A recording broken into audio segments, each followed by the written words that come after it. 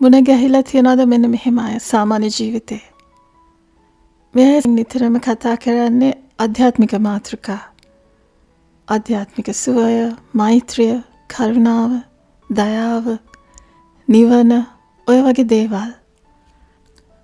නමුත් එයා එක්ක කතා බහ කරාට සිතට ඒ කතා බහ අවසානයේ කිසි සැහැල්ලුවක්, සැනසීමක් දැනෙන්නේ නැහැ.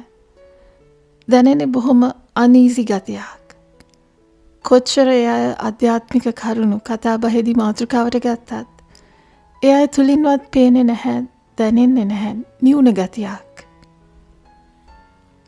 අනිත් අය ගැන හිතන්නේ නැතුව අපි Taman ගැන හිතුවොත් ආධ්‍යාත්මිකව යම් කිසි දියුණු තත්වයකට ආවට පස්සේ ආධ්‍යාත්මික අවදිවීමකට පස්සේ රහස්සෙන් වගේ ඔබේ හිතට ඇවිල්ලා තියනවාද? Taman අනිත් අයට වඩා ආධ්‍යාත්මිකව ඉහළයි. Tamanට වැටහෙන තරම් අනිත් අයට මේ දේවල් වැටහෙන්නේ නැහැ කියලා. ආධ්‍යාත්මික ගමනේ ඉහළටම ආවේ නැති තාමත් දියුණු වෙමින් පවතින තත්වයක ඉන්නකොට හරි ලේසි හිතන්න Taman දැනගත යුතු ඔක්කොම දේවල් දන්නවා. නැත්නම් Taman තරම් අනිත් අය ආධ්‍යාත්මිකව දියුණු නැහැ කියලා. මොකද තාමත් ගමන් මගේ අතරමඟ ඉන්න කෙනාගේ මමත්වය සම්පූර්ණයෙන් ඉවත් වෙලා නැහැ. මමත්වයේ මුහුණුවර වෙනස් වෙලා විතරයි. ඉස්සර කිව්වේ මම තමයි හොඳම. ඇයි මම තමයි අන් අයට වඩා කුලයෙන් ධනයෙන් ඉහළ කියලා. වෙනස තමයි දැන් හිතන්නේ මම තමයි හොඳම. ඇයි මම තමයි ආධ්‍යාත්මික දැනුමෙන් ඉහළම කියලා. අද කතා කරමු මෙන්න මේ ආධ්‍යාත්මික මමත්වය ගැන. මේ ආධ්‍යාත්මික අධිමානය අනිත් සාමාන්‍ය අධිමානයට වඩා භයානකයි. මොකද මේ ආධ්‍යාත්මික මමත්වය අඳුර ගන්න අමාරුයි. ඒක එන්නේ බුද්ධිය, දැනුවත්භාවය වගේ වෙස් වලාගෙන. මේ ස්පිරිචුවල් ජර්නි එකේ මුල හරියදී කෙනෙක් හරි උනන්දුයි හැම දෙයක් ගැනම දැනගන්න. බොහොම විවෘතයි. දැනුම තියෙන කෙනාගෙන් ඉගෙන ගන්න හරිම ආසයි, කැමතියි.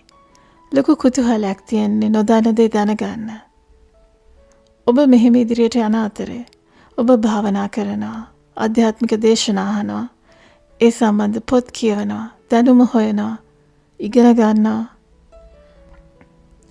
ඒ අතරේ ඔබ විවිධ බොහොම අපූර්ව අත්දැකීම් අත්විඳිනවා. චක්‍රවද වීම වෙන්න පුළුවන්, මූලික ධානය ලැබීම වෙන්න පුළුවන්. එක පාරටම ඔබට හිතෙනවා ඔබ ආධ්‍යාත්මිකව පරිපූර්ණයි කියලා. නමුත් ඇත්තටම තාම ඒ තත්ත්වයට පත් වෙලා නැහැ. එතකොට මොකද වෙන්නේ? ඔබ ආධ්‍යාත්මික ගමනේ තවදුරටත් ඉදිරියට යන එක නවත්වනවා.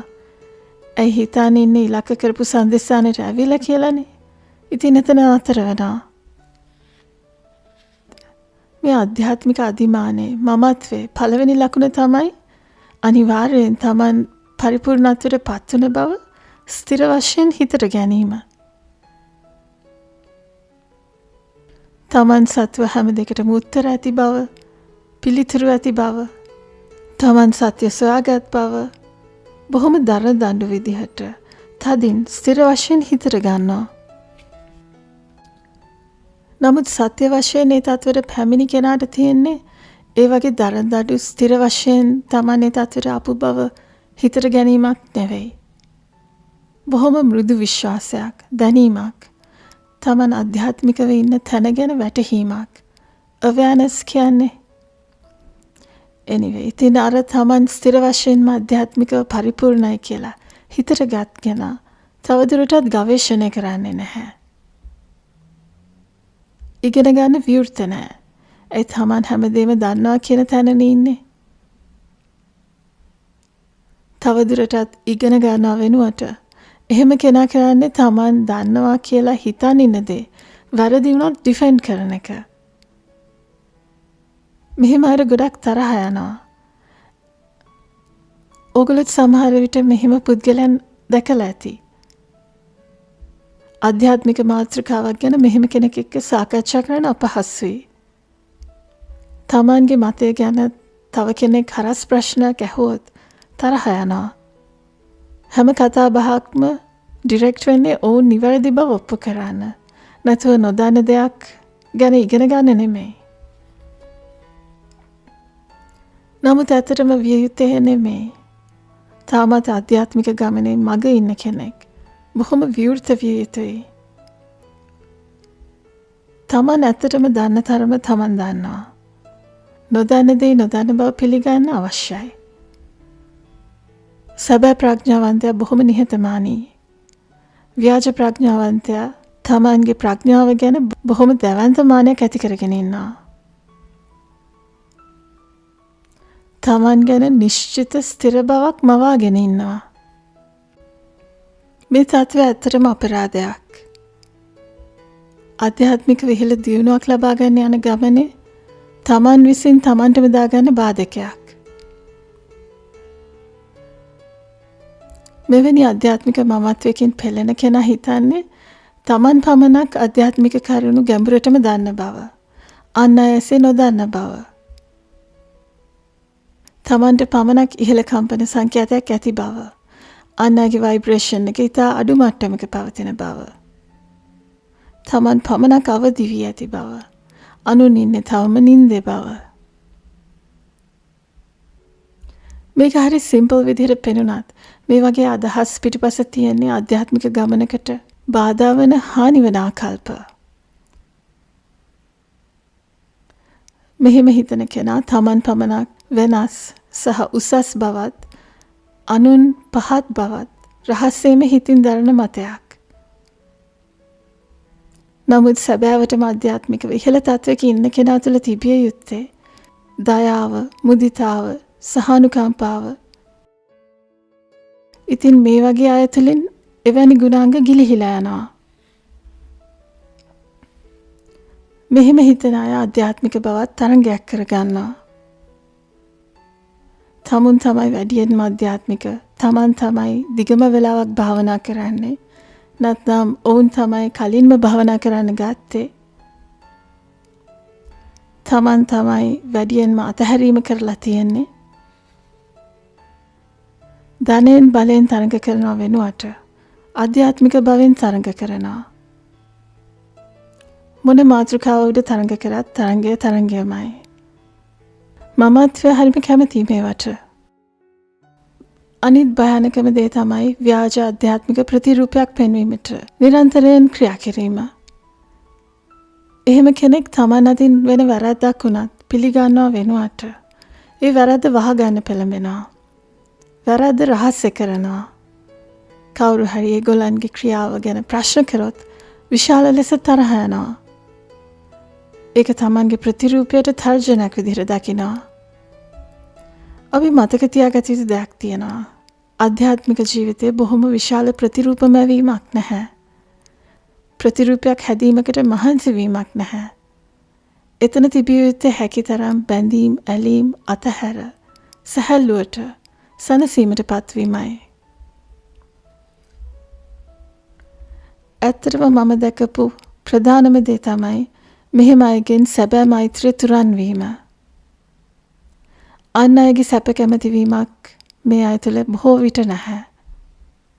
තව කෙනෙක්ගේ දුකකදී, කරදරයකදී කරුණාව, දයාව, මුදිතාව වෙනුවට තියෙන්නේ ආධ්‍යාත්මිකව ජජ් කිරීමක්. ඒක යාගේ කර්මය, එච්චරයි. කරුණාවට මොකද උනේ? මෛත්‍රියට, දයාවට, මුදිතාවට. ආධ්‍යාත්මිකව ඉහළට යන්න යන්න කෙනෙක්ගේ කරුණාව, මෛත්‍රිය වැනි ගුණාංග තව තව වැඩෙනවා. මතකනේ අප මහ බුදුරජාණන් වහන්සේගේ මහා කරුණා ගුණය ගැන අපි අහලා තියෙනවා. ඉතින් ඇත්තටම ආධ්‍යාත්මිකව ඉහළ තත්වයක ඉන්න කෙනෙක් වඩාත් නපුරු වෙන්නේ නැහැ, දුෂ්ට වෙන්නේ නැහැ, අහංකාර වෙන්නේ නැහැ. තමන් ඉහළ තත්වයක ඉන්න බව බලෙන් අනිතට ඔප්පු කරන්න මහන්සි වෙන්නෙත් නැහැ. මේ මාතෘකාව අද කතා කරන්න හිතුවේ මේ ආධ්‍යාත්මික මමත්වය තමන්ටත් නොදැනීම වගේ ඇතිවෙන්න පුළුවන් භයානක තත්වයක්. ඒක මේ ගමනේ දියුණුවට ඉදිරියට යාමට තියෙන ලොකුම බාධාවක්. මේ තත්වය ඔබ අතරමඟ නතර කරවන උගුලක්. පහසුවෙන් අහු විය හැකි උගුලක්. කෙනෙක් සැබෑ ආධ්‍යාත්මික දියුණුවට කලින් හිතනවා නම් තමන් සියලු දේ අවබෝධ කරගෙනයි ඉන්නේ තමන් පරිපූර්ණයි කියලා. ඔබ ඒ මොහොතේම තවත් ඉගෙන ගන්න එක ඉදිරියට යන්න එක නතර කරනවා. ඇයි ගමනාන්තයට ඇවිල්ලා කියලා හිතන් ඉන්නේ? මේ තත්ත්වය දැනගෙන මේ තත්ත්වෙන් මිදෙන්න හිතට ගන්න. තමන්ගේ නිහතමානී බව රැක ගන්න. තමන්ට වඩා වයසින් බාල කෙනෙකු වුණත් දැනුමින් පෝෂිත නම් අවබෝධයෙන් ඉහළ නම් ඒ අයගෙන් ඉගෙන ගන්න එක මදිකමක් කියලා හිතන්න එපා. දරදඬු දැඩි මතවල ඉන්නවට වඩා හොඳ අතට වෙනස් වෙන්න පුළුවන් මනසක් හදාගන්න. තමන්ගෙන්ම මෙහෙම ප්‍රශ්න කරන්න. ආධ්‍යාත්මිකව තමන් දියුණු වෙන්න තමන් වඩාත් ආදරණීය පුද්ගලෙක් බවට පත් වුණාද නැත්නම් වඩාත් අහංකාර පුද්ගලෙක් බවට පත් වුණාද? එතන තියෙනවා පිළිතුර. සැබෑ ආධ්‍යාත්මික බව තුළින් වැඩෙන්නේ ඉවසීම, සානුකම්පාව, මෛත්‍රිය, කරුණාව, මුදිතාව, විවෘත බව. එහෙම වෙන්නේ නැත්නම් ඔබේ මමත්වය තාම අඩු වෙලා නැහැ. මුහුණුවර වෙනස් වෙලා විතරයි. නැවතත් මීළඟ වැඩසටහනින් මුණ ගැහෙනකන් සියලු දෙනාටම තෙරුවන් සරණයි දෙවි පිහිටයි.